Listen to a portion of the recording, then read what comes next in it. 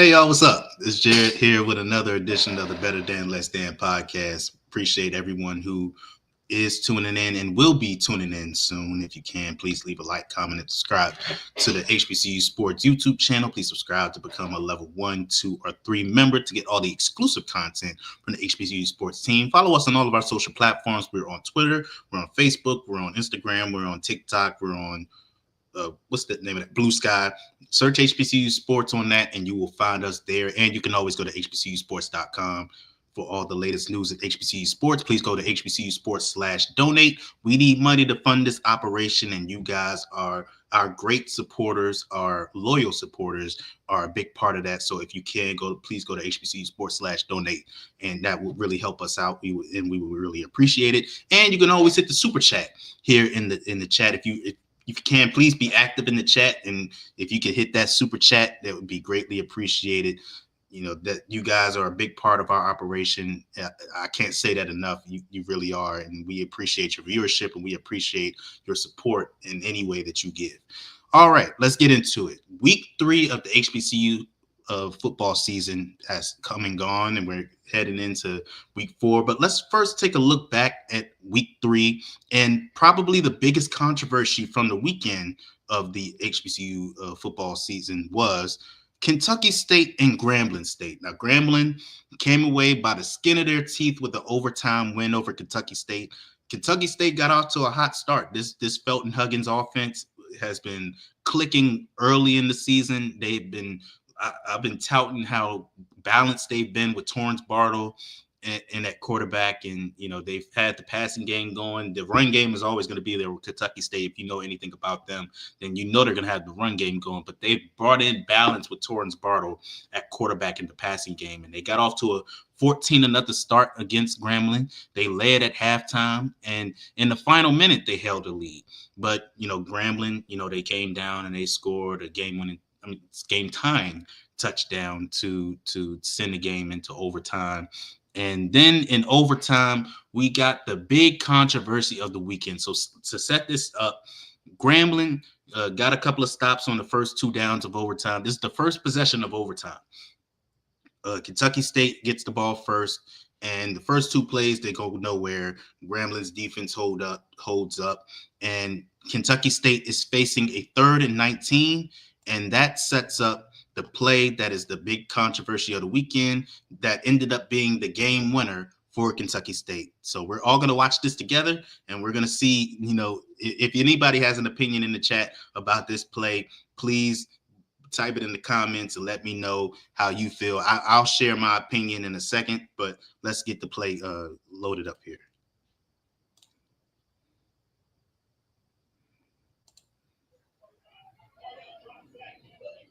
That's a first down and a little bit more for Kentucky State.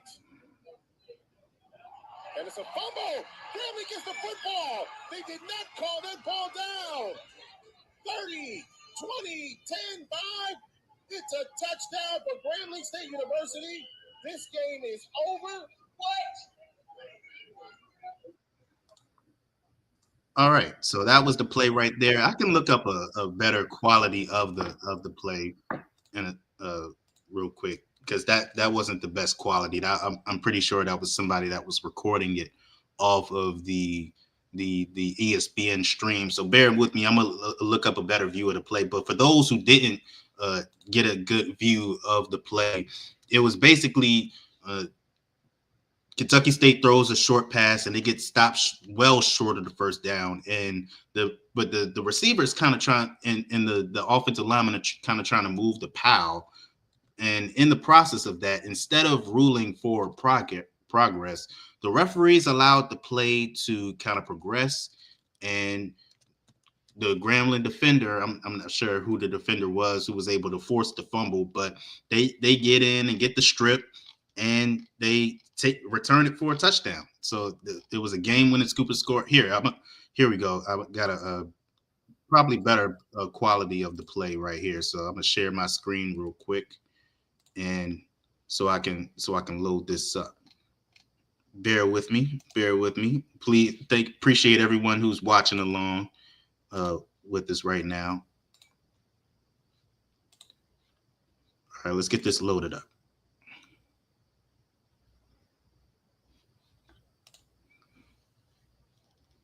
All right, that's a much better view of it. So here's how it went down.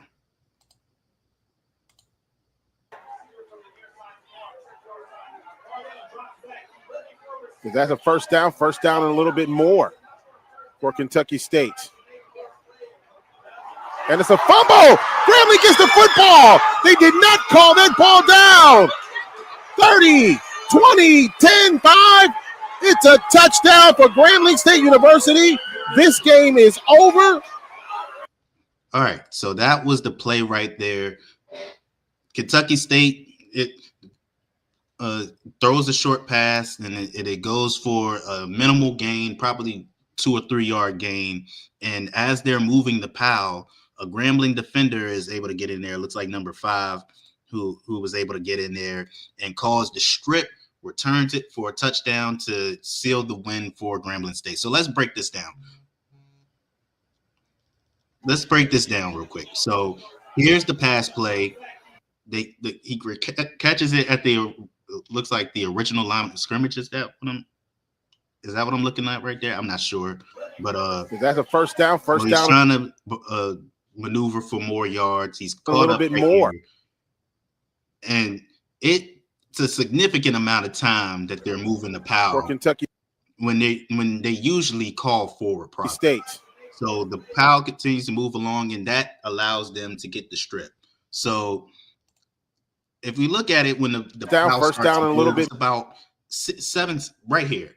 It doesn't look like he's going to go anywhere. It doesn't look like he's going to break the tackle or be able to get anywhere. More. It looks like he's caught up.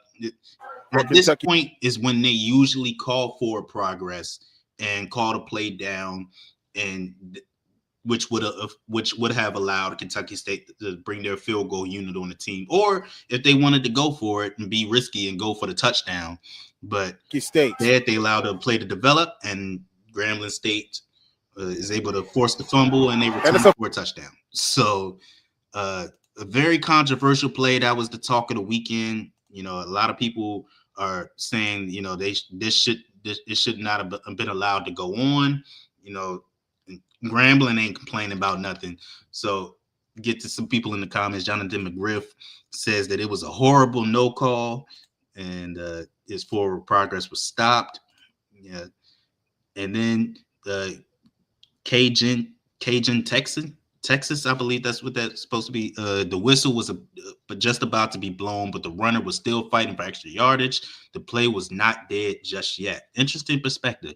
Then Mr. Muhammad says, let's be honest, you're taught to play till the whistle. Kentucky State didn't get robbed. If he held on to the ball, we wouldn't have this conversation. And that is definitely a good perspective right there. My perspective is I can see both sides. So my opinion on it is I thought that the referee should have ruled forward progress. If you see that the runner is definitely not going to break the tackle, and even if the runner, we've seen plays where they rule forward progress when the runner is magically able to escape from the defense, the scrum, you know. So we've seen runners be able to escape from a scrum after the play gets whistled dead. And then we've also seen in situations where the play gets whistled dead and they're able to force a fumble seconds later. So the referees are quick on the trigger when they rule forward progress, when they know that the play isn't going anywhere. It just seemed like the referees swallowed their whistle when I felt like it was definitely warranted for the whistle to be blown in that situation. Now, the question is, did Kentucky State get robbed?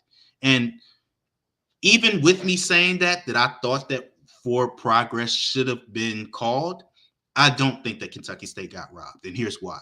One, along the lines of what Mr. Muhammad said, if he holds on to the ball, we're not talking about it. If he holds on to the ball, this is not a conversation. If he's able to, to get down on, if he gets down on one knee when he knows that he's gone, when he's noticed he's done, then we're not talking about this. That's the first thing. The second thing is Kentucky State still had to make the field goal. They still had to score in order to put the pressure on to Grambling State to either get a game-tying field goal or to score the touchdown to win the game. So by no stretch of the imagination would the game have been over. You know what I mean? I equate it to this is not a similar situation, but this is just what I would equate it to. For example, I talked about this during the watch party at the MEAC Spike Challenge. The 2018, I believe, the 2018 NFC Championship game between the Rams and the Saints. One of the most horrible missed pass interference calls on the Rams. The Rams absolutely should have got flagged for pass interference, and the Saints should have got an automatic first down. They don't rule it.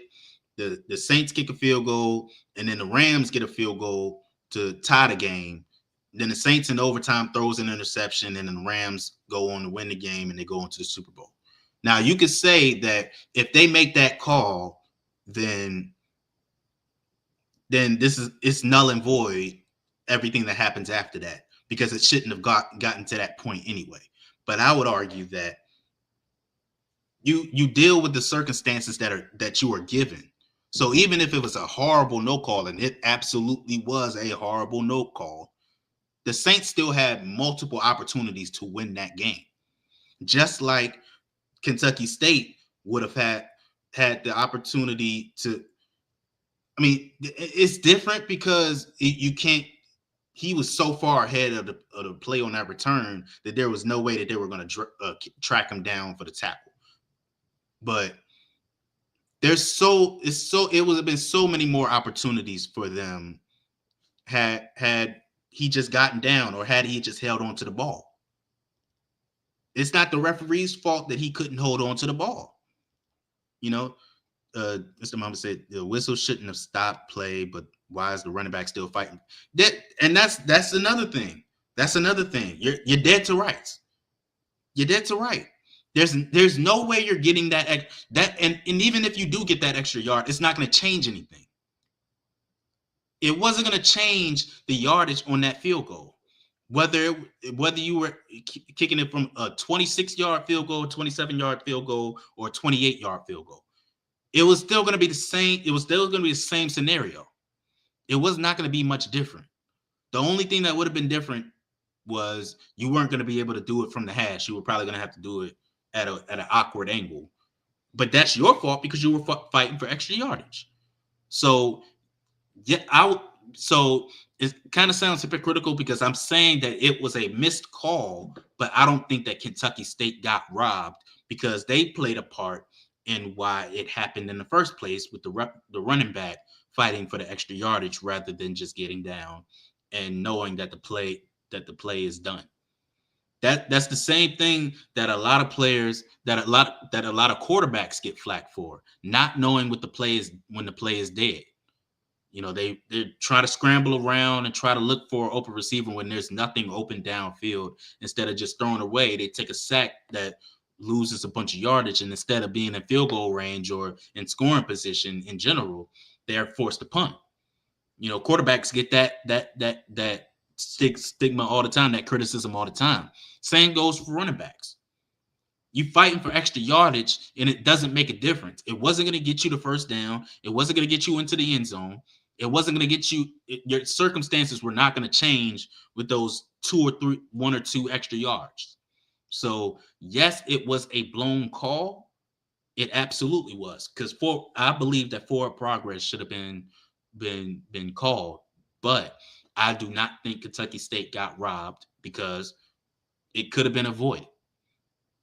So that was the big controversy from the weekend. But all in all, it doesn't change how I feel about Kentucky State so far this season, and they have really impressed me.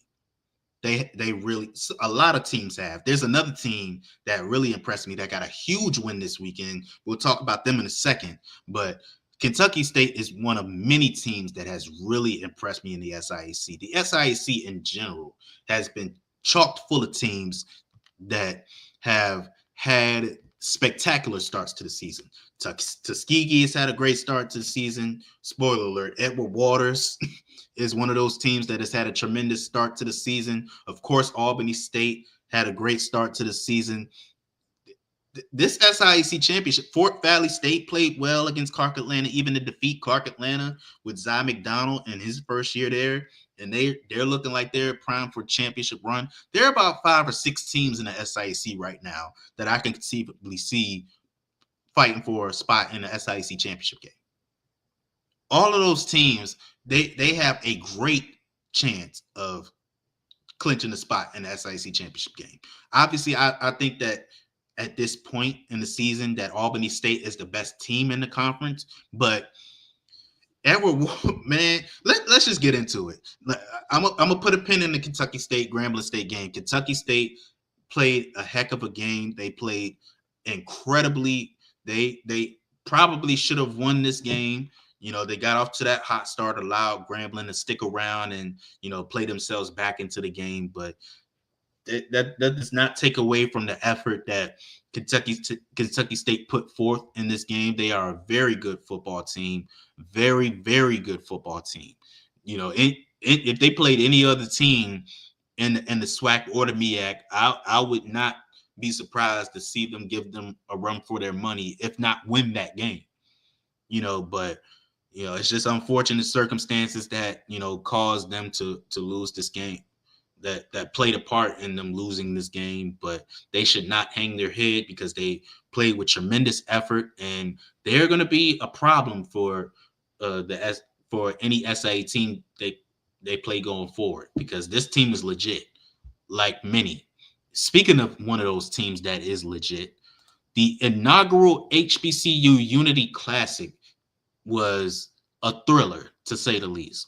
Edward Waters takes down the 2-time defending CIAA champions in what was a spectacular finish. Easily the best game of the season so far, bar none. That fourth quarter, if you did not watch that fourth quarter, you missed something special. Virginia Union down 2 scores and looking like they were just struggling to stop that Edward Waters offense, that high-powered Edward Waters offense, you know, with Noah Biden in that quarterback. I forget the name of the receiver. I'm gonna look up his name real quick. But him and the Noah Biden and that receiver, they had that chemistry flowing in that game. It was Isaiah Jean-Baptiste. Remember that name, Isaiah Jean-Baptiste. He was absolutely incredible in that game. Him and Noah Biden had the chemistry flowing, and they were starting to pull away. They had a slow start. You know, they committed a turnover in the first quarter that could have been a touchdown on a big run about a running back, but the Virginia Union defender made a great play on the ball, able to punch it out before he's able to get any more yards.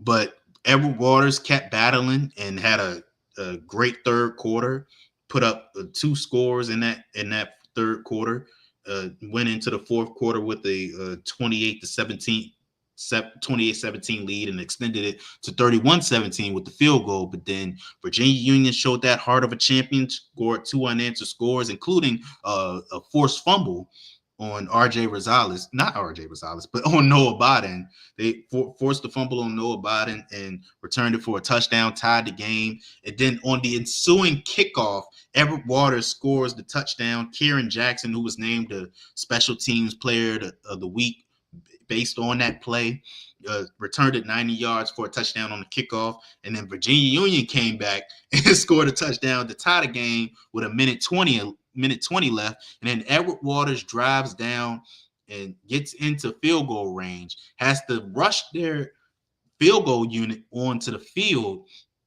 because they didn't have any timeouts in the final seconds. And mind you, it's important to note that the clock was not working on the screen. So we're not seeing how much time is left. We're not seeing the clock. We're not getting any cue. We can't get any cues from the broadcast team because they can't even. I don't even know if they were able to see the clock or how much time was left. I think they were saying that the clock was still running, but I'm not sure if they knew exactly how much time was left. So from a viewer's perspective, we're watching the TV or whatever device you were watching it on, and the Edward Waters is rushing their field goal unit onto the field, and even though it wasn't no chippy. It was not no chippy field goal. It was like a 30-yard field goal or something like that. So that game was absolutely tremendous, and I could not have thought that Edward Waters would be this good. They are one of, I believe, 3 teams that are still undefeated after Virginia Union's loss. They beating Virginia Union. They are one of 3 remaining undefeated teams. It's them. No, 4. Excuse me. It's 4 of them. So it's them. It's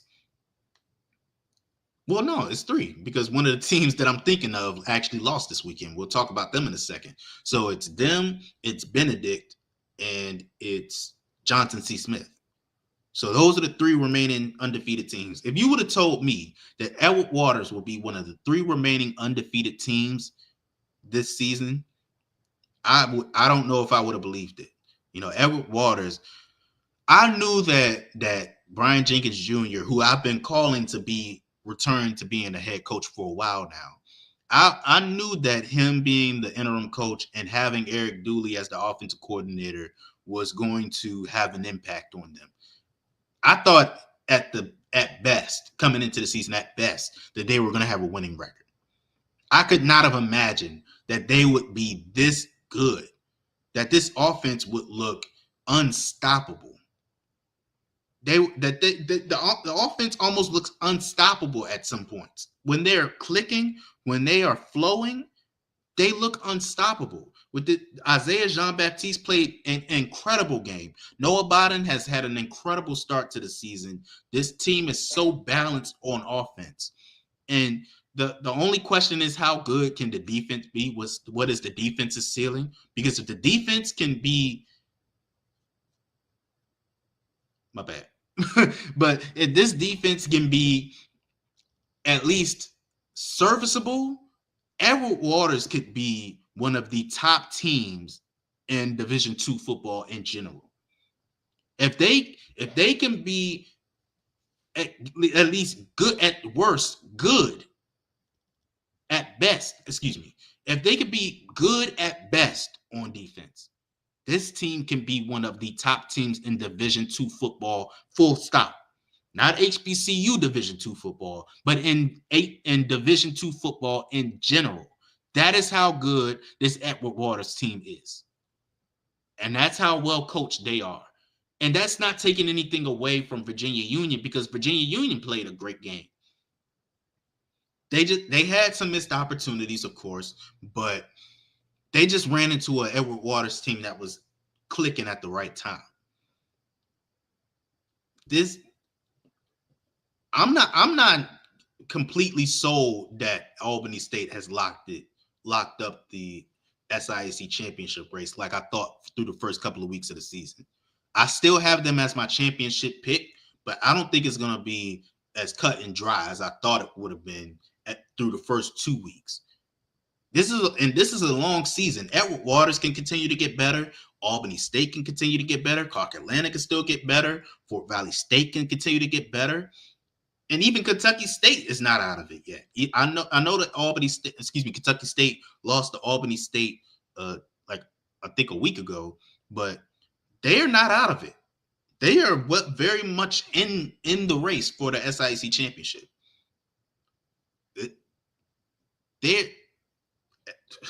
I'm at a loss for words.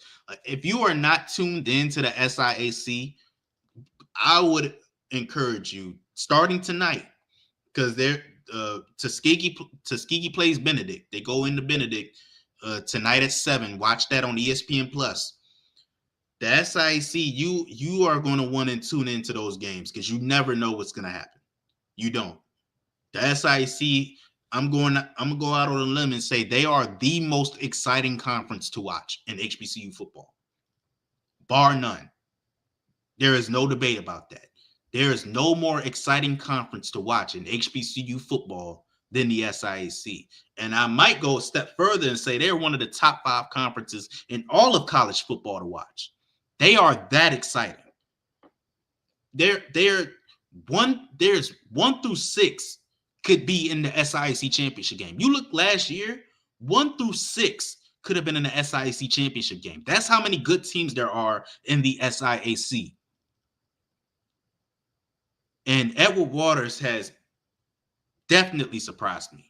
I thought that they would be pretty good. I thought they would show some promise and be able to build something to maybe go on a championship run next year. No, they look like they could be a championship team this year. So Edward Waters getting the big time. I don't even know if I can call it an upset win. We're calling it an upset because, the Virginia Union is the big bad 2-time defending champions in the CIAA. They had a historic playoff run last year, so we're calling it an upset. But I just think that this is an Edward Waters team that knows how good they were when they came into the season, and they know how good they are now because the work that they put in is showing on the scoreboard. We saw them blow out Savannah State, and who was it they played in week 2?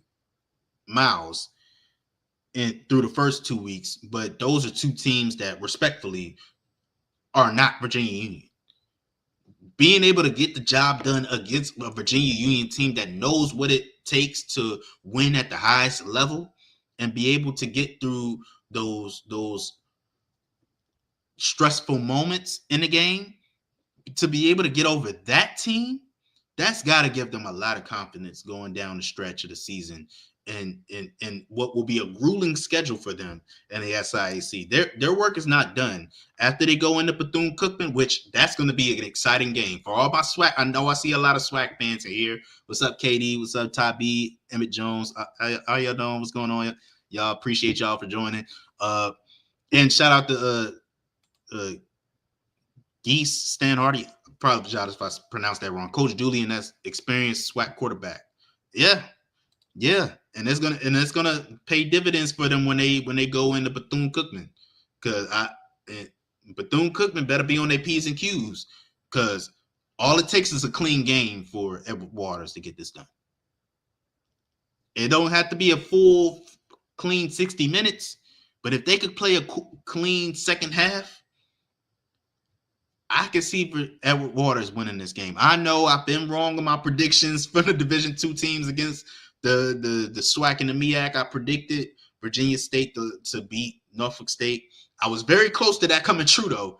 I was very close to that coming true, but I didn't expect Otto Coons to come in and start willing and dealing.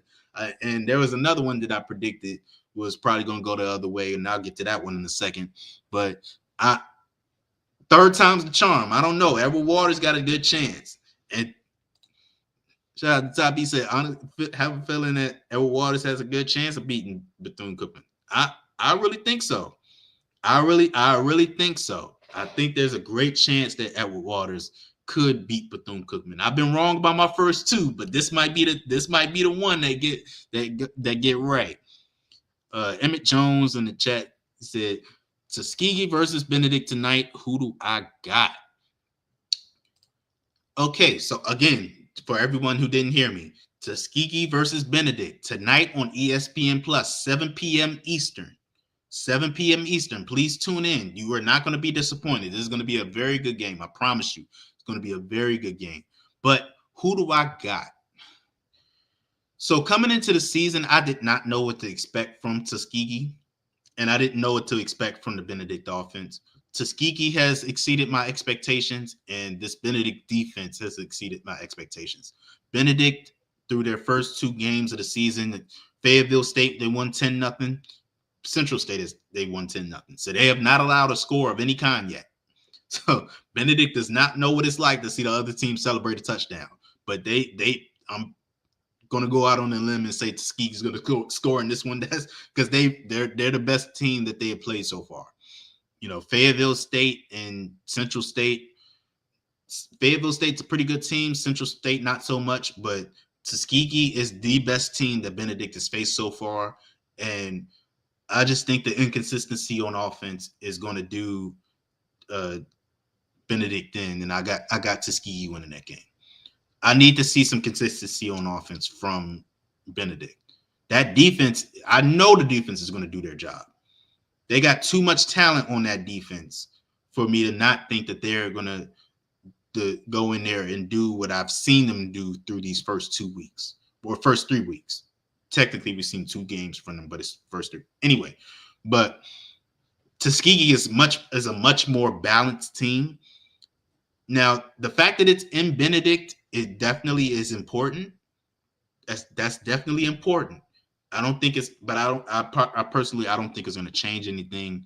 And I think that the more balanced team in Tuskegee is going to come out with the win. I'll say the score is probably, I feel like it's probably going to be a low scoring game. I feel like it's going to be a low scoring game. I feel like it's probably going to be in the 17-10 range or maybe 10-7 range. This is going to be a very low scoring game. This Benedict defense is very good. And even though the Tuskegee offense is more balanced, I don't think that it's going to be that cut and dry for them to just run away with it. I think they're going to have to fight tooth and nail to get it, and I think that they'll get it. I'll say the final score is 17-10. All right, on to the next game. Well, we got some people that's still bringing in there. And please, if you do have an opinion, we talked about it earlier, the Grambling State, Kentucky State. For everybody that missed it, that came in late, we talked about the finish to the Grambling State Kentucky State game. We showed the play that ended that game with Kentucky State throwing the short pass that was stopped short, and instead of the referees ruling forward progress when the Powell continued to move, they allowed the play to develop, and Grambling State was able to get a defender in there to force the fumble that they returned for the game-winning touchdown to beat Kentucky State in overtime. So if you have any opinion on that play, please let me know in the comments. We can talk about it after I get through these next 2 games that I'm going to talk about from this past weekend. But moving forward, we're going to talk about Albany State and Florida A&M. Now, Albany State is another team that put forth a tremendous effort against a SWAC opponent from the SIAC. These were 2 of Kentucky State and Grambling State and Albany State FAMU was 2 of 4 SIAC versus SWAC games. The other one was Jackson State absolutely steamrolling Tuskegee, which I'm pretty sure most people thought was going to happen. I didn't think it was going to be a shutout, but I knew that Tuskegee was going to be outgunned in that one.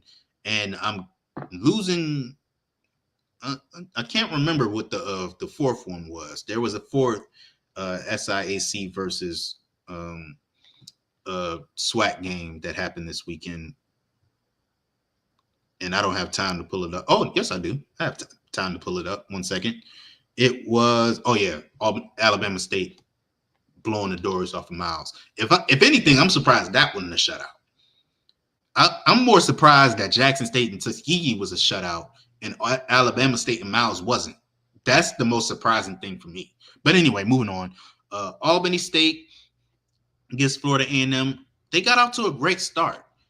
Albany State got up 14-3 on Florida A&M, and then Florida A&M scored a touchdown before the end of the half to gain some momentum. But I don't think that's where they won the game. They won the game at the start of the third quarter. Excuse me. So Florida A&M won the game at the start of the third quarter. They went down on the first drive of the second half to score the touchdown. And then on the ensuing kickoff, they forced the fumble and recovered it and got the ball in great field position. And they scored another touchdown to extend their lead to, 24-14. That's where Florida A&M won that game. That's where Albany State lost the game. Because from that point, Florida A&M was floating. They had gotten off to a very slow start, and it was looking like my prediction was going to be right again that Albany State was going to win that game, but Florida A&M hit a switch, and there was nothing Albany State can do about it. But let me say this: that had nothing to do with Isaiah Knowles. Isaiah Knowles played a very good game.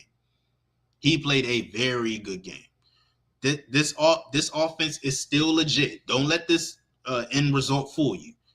That offense for Albany State is still legit, and they will put up numbers against anybody. They were doing it in the first half against Florida A&M, but you know they couldn't stop Florida A&M once they hit that switch, and yeah, Albany State comes out on the losing side of on out on comes out on the losing side, but doesn't take anything away from Albany State. They're still going to be a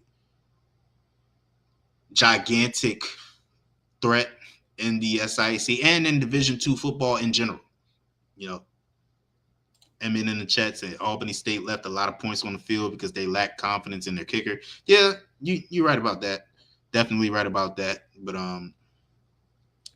at the end of the day, I don't in the grand scheme of things, I don't really think that matters because they couldn't stop Florida A&M once they hit that switch.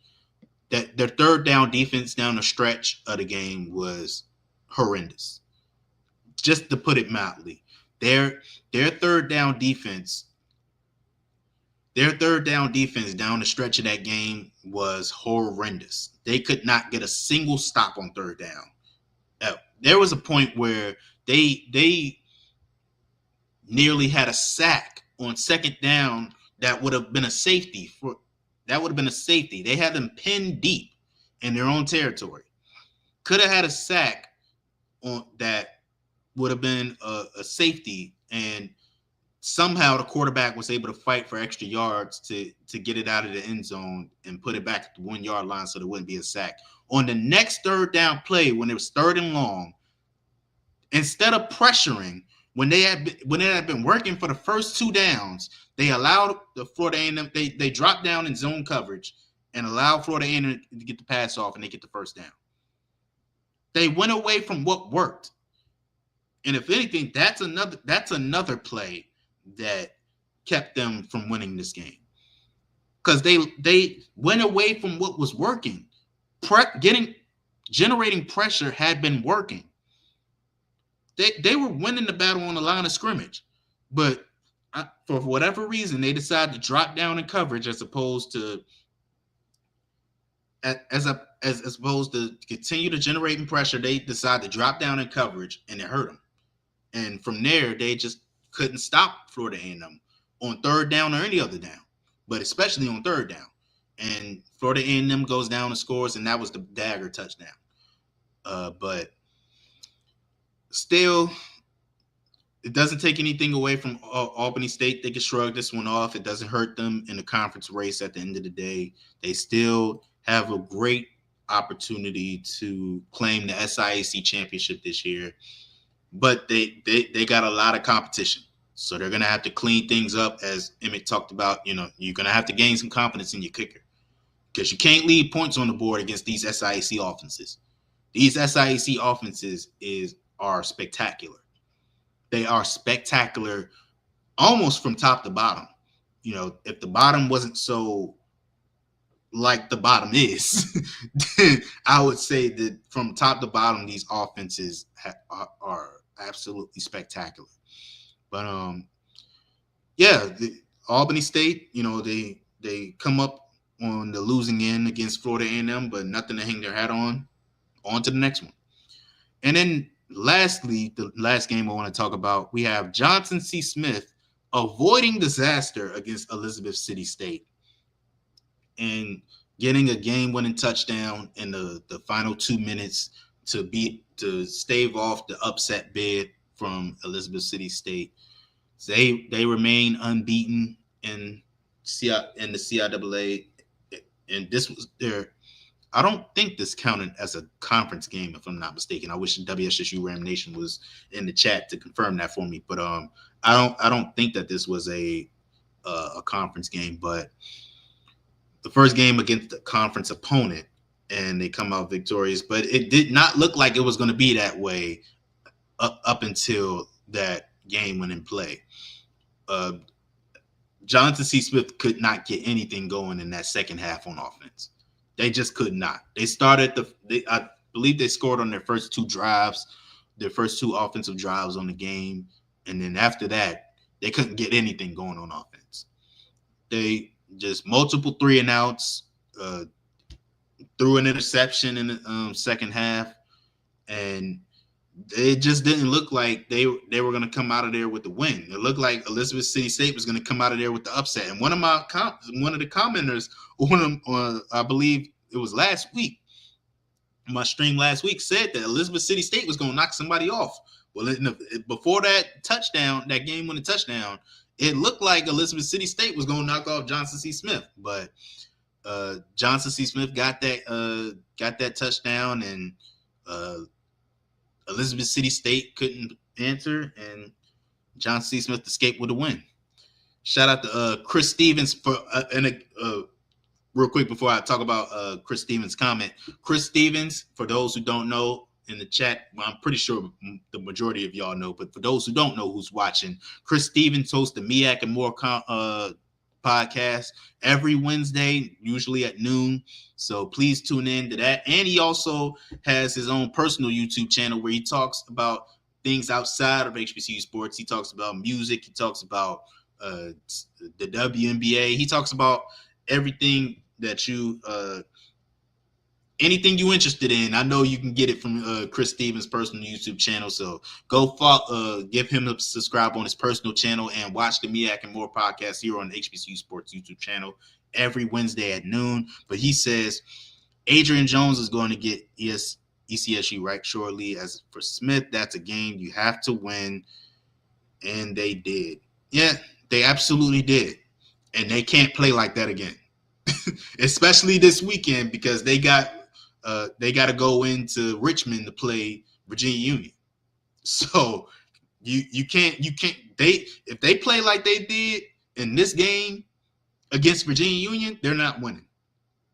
They are not winning. I'm telling you that now.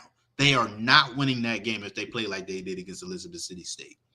You know, it's bad enough that they got to go into Virginia Union and go into Virginia State. They play both of those teams on the road. Tough draw for Johnson C. Smith. So you got to play almost perfect to win those games in those hostile environments. It is not easy to win in Richmond. It's not easy to win in Ettrick. So Johnson C. Smith, they escaped by the skin of their teeth. They can't let it happen again, though. If they lose to Virginia Union and Virginia State, their chances of making it to the CIAA championship game are going to slowly slip away. And it's bad enough that Virginia Union is going to be coming in there feeling like they should have beaten Edward Waters. Johnson C. Smith, they better tighten up, because if they want to get over that hump, once again, for those who don't know, Johnson C. Smith has not won the CIAA championship since 1969. They have not won a CIAA championship since 1969. And this is probably the best opportunity they have had since then to win the CIAA. This is easily the best team that they have had in the past decade, without a shadow of a doubt. This is the best team they've had in the past decade. Probably the best team they've had since 1969. So this is a big opportunity for them. They're going to have to go into a hostile environment against a team that is pissed off that they lost that game against Edward Waters, a game that they probably should have won. So hopefully Johnson C. Smith goes in there and they play a clean game and give themselves a chance to clinch a spot in the CIAA championship game. But, you know, they got a tough task ahead of them, but they escaped by the skin of their teeth in this one. So once again, for those who are just coming in, you know, we talked about earlier in the show, and I'll pull it up real quick once again for everyone who missed it. I'm pretty sure everyone has seen this play, but there might be some people that didn't see it. But we talked about earlier in the show the Grambling State, Kentucky State finish, where Grambling State forces a fumble on a Kentucky State pass play that was where the receiver was trying to fight for extra yardage, and Grambling State defender is able to force the fumble to and return it, I believe, like 80 yards or something like that for a touchdown. Play queued up real quick once again for those of you who missed it earlier, so we can get everybody's opinion on it. We doing this live. All right.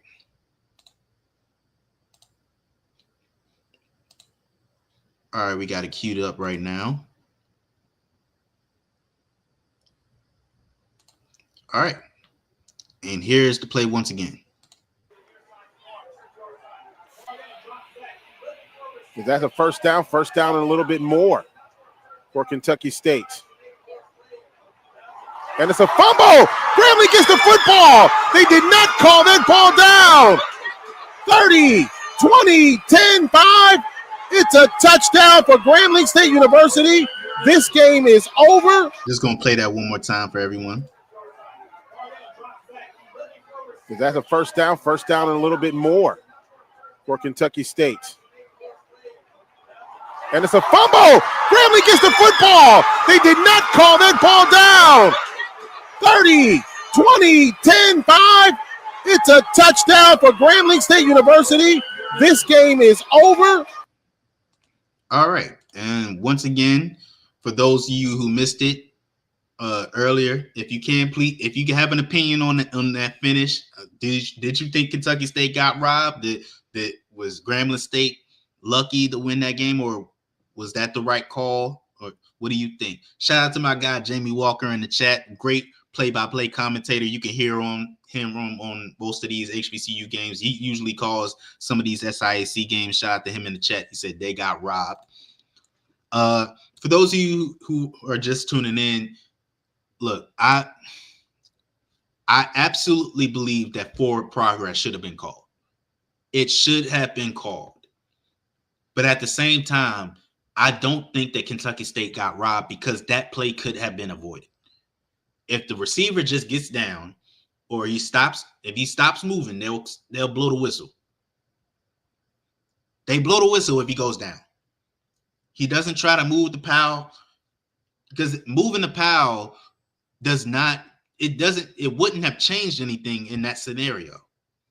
It would not have changed anything. You weren't going to reach the end zone with that. It wasn't going to make it any more of an easy field goal. It was going to be the same length that it was if you had just went down. It wasn't going to change anything. So him fighting for those yards was not going to. I understand why he was fighting, why he continued to move. Like, you play into the whistle, but in a part of playing to the whistle, you allow for the defense to get those Hail Mary turnovers like they did.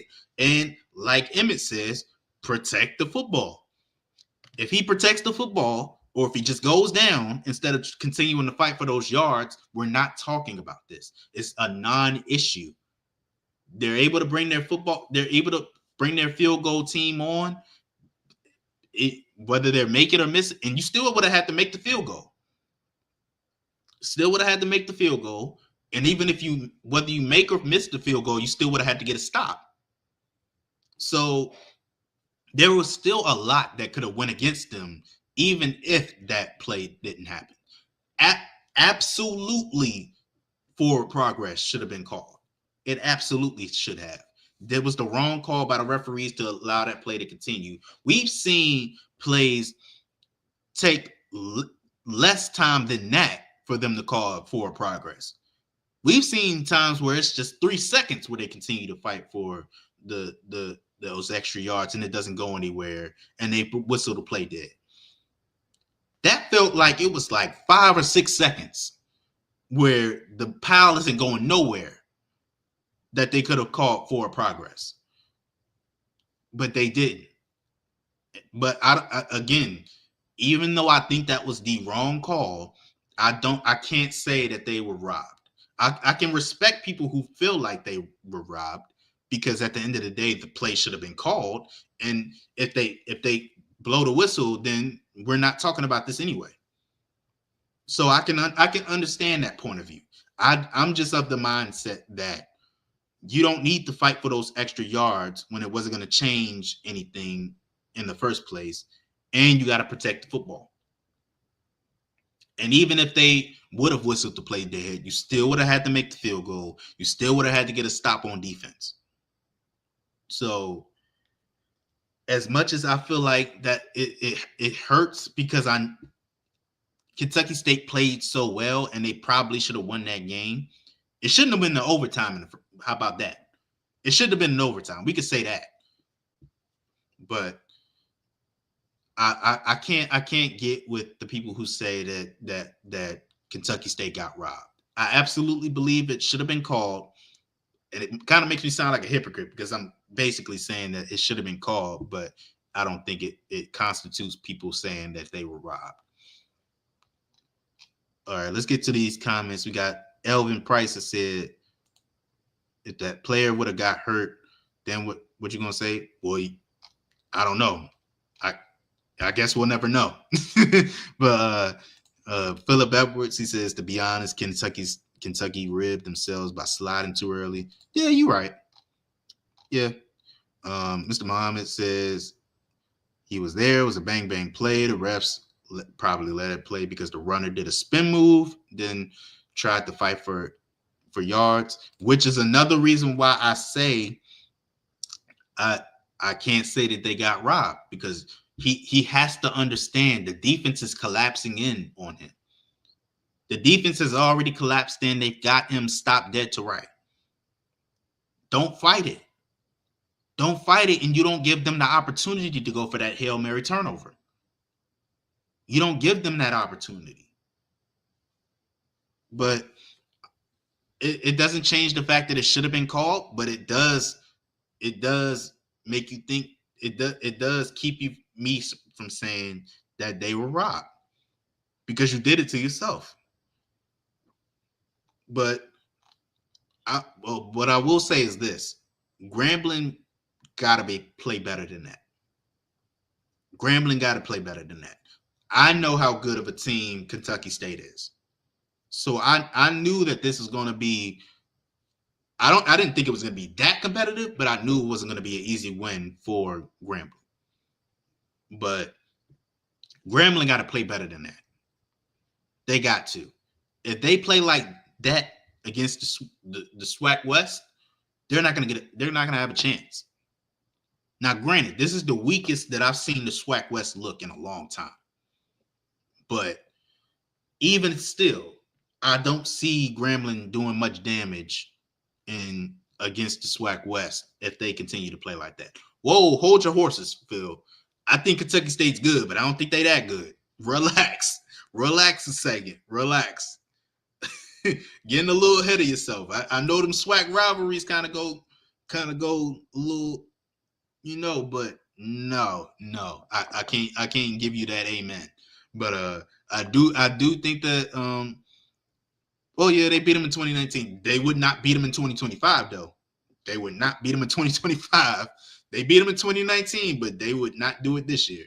But I thought I had more to say. I don't. Thank everybody for watching. This was a great discussion.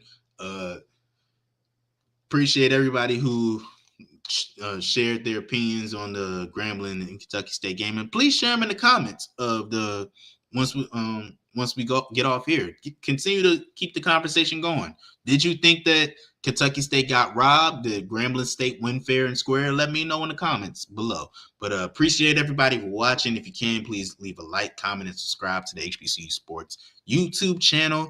Please subscribe to become a level 1, 2, or 3 member to get all the exclusive content from the HBCU Sports team. Please follow us on all of our social platforms. On Twitter, we're on Instagram, we're on Blue Sky, we're on TikTok. Search up HBCU Sports. You will find us there. You can always go to hbcusports.com for all the latest news in HBCU sports. Please go to hbcusports.com/donate to help us fund the operation. And yeah, that's it. Thank you, everybody. See you next time.